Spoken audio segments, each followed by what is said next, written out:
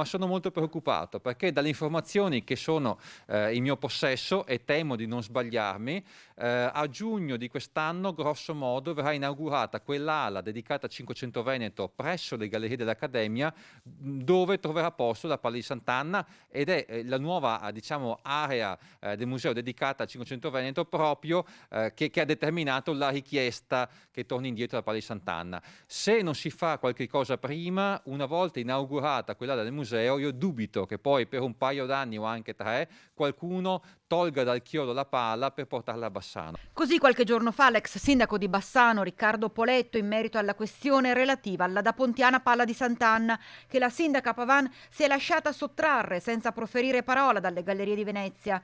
Quando successe, ricorderete senz'altro la battaglia di tutta la città per riavere indietro la preziosissima tela, vanto della città ai piedi del Grappa, avvocata alla cultura.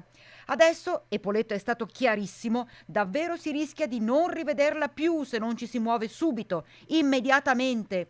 Eppure, dalla prima cittadina di Bassano, zero movimenti, l'immobilismo più assoluto. E non lo dice chi scrive, lo dicono i fatti.